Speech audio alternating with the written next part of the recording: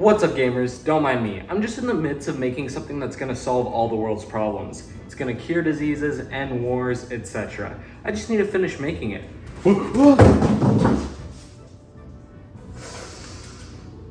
Well, my week just cleared up. What's a game I can cover to distract myself from this embarrassment? Multiversus had the perfect opportunity to become the next big platform fighting game, yet fumbled in quite a few different aspects, leading to its eventual downfall. To understand this, we gotta first look at what was going on when the game was released. The biggest had to be Smash Ultimate wrapping up its DLC.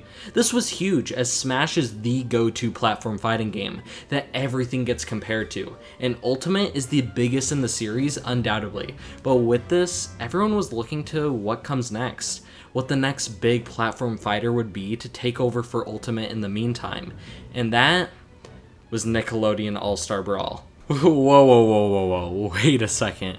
I'm supposed to be talking about Multiversus. What's the deal? Well, Nickelodeon came first, and gave a shining example of what not to do.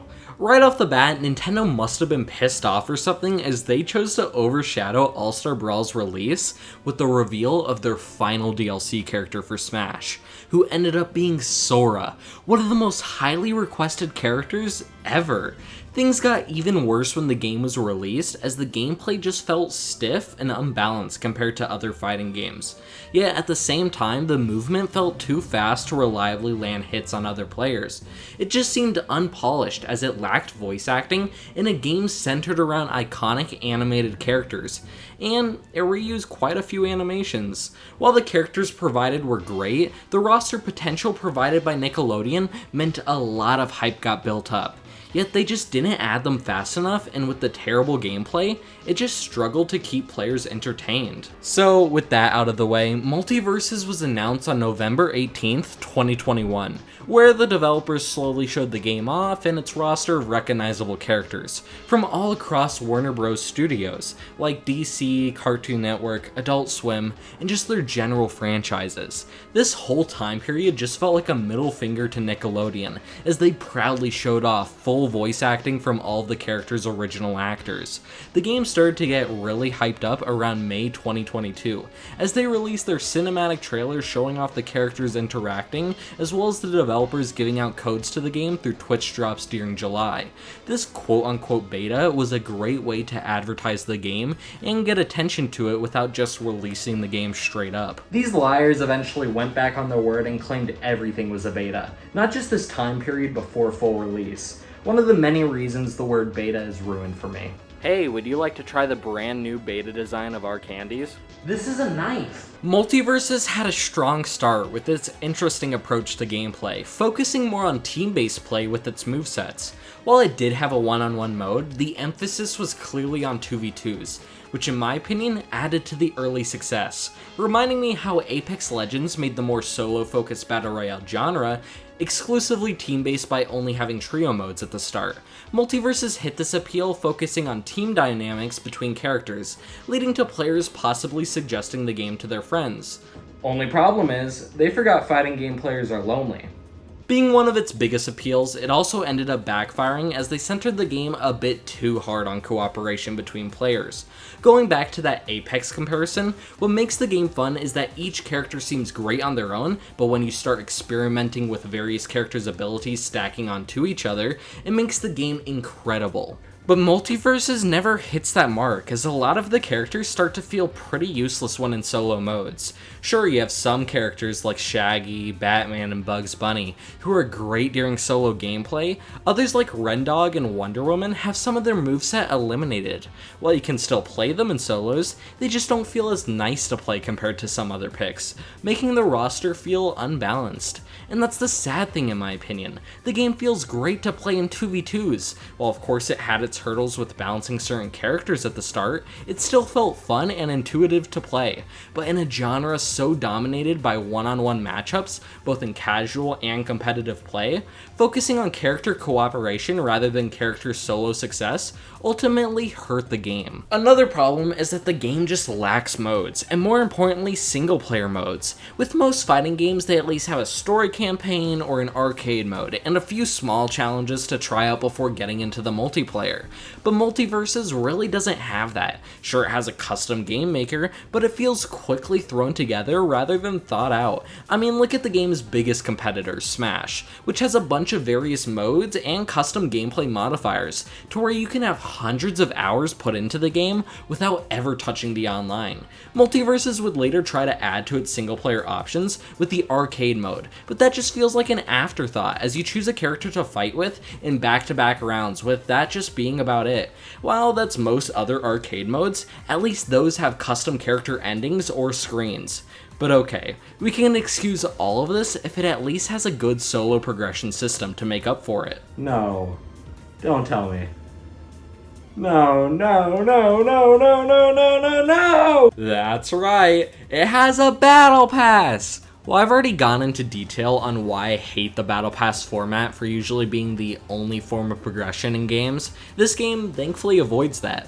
Kinda. With the preseason having 15 levels and future seasons having 50, this game's approach to the format wasn't terrible, but it wasn't great either. It had a lot of great rewards for both the free and paid tiers, but the problem is that it just felt like a grind to unlock rather than a fun progression system.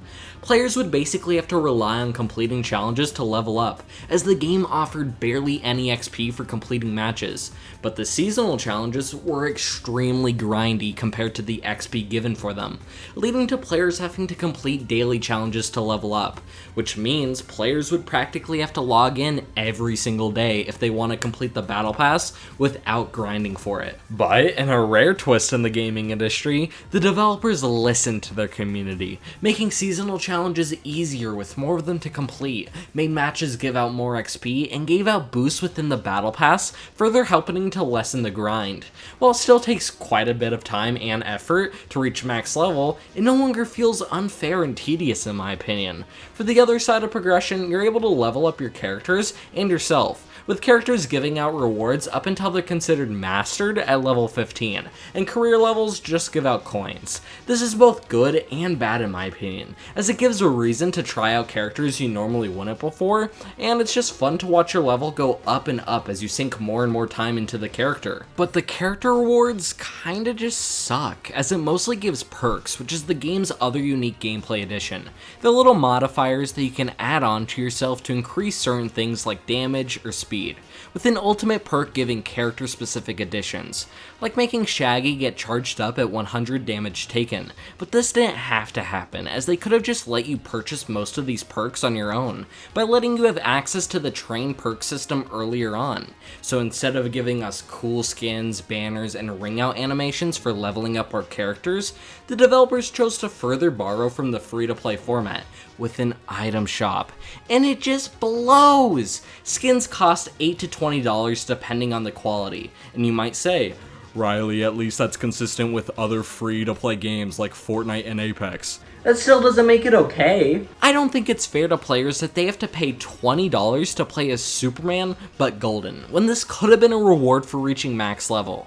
Look, I get the game still has to make money, but they could have at least given us something for the time spent leveling up characters, other than a fucking profile picture. And these prices are just terrible, man, especially when there's no way to unlock this game's currency, Gleamium, for free as opposed to things like V-Bucks in Fortnite, where if you play for a long enough time, you could just purchase a skin without spending any real-life money. I just don't think it's worth it to spend what could get you any of these amazing games for a skin that makes Batman a samurai. But at the end of the day, it is up to the player to determine whether or not it's worth it. Just in my opinion, unless you're playing only as that singular character, the skins are too overpriced. With all of that aside, what's the game's strengths? In my opinion, it's the potential Multiversus has. A lot of these issues I mentioned could easily get fixed by just taking time to add content and balance customization unlocks. And with the devs taking time off to work on the game so it comes back bigger and better, I think it's gonna happen. From the start, the game has had a ton of potential, as all crossover fighters do. The coolest parts of the game have been speculating with the community on what characters are coming next, and with how big Warner Brothers is, tons of mashups are possible. Harry Potter versus Gandalf, Mordecai and Rigby versus Ben 10, Scorpion versus Joker, which surprisingly wouldn't be the first, second, or third time for that to happen. And that's not even mentioning how the devs were open to other studios' characters as well. We could get the Power Rangers versus Godzilla for all we know. Multiversus could be amazing, and I'm excited for the relaunch in 2024. But that doesn't change how the game launched. Potential only gets a game so far, which is shown with how few players Multiversus got after the first few months. I do think Multiversus has a lot of potential, and I love the game personally, shown with the amount of hours I've sunk into it, but in its current state, it feels unfinished and unpolished. I didn't even get into all the netcode issues in it, as that just seems like a given in the fighting game genre at this point, so I can't really recommend the game. Not like you can play it anyways, but when it eventually relaunches in 2024, I'd say check it out. How am I gonna deal with this? Well, there's always Old Reliable.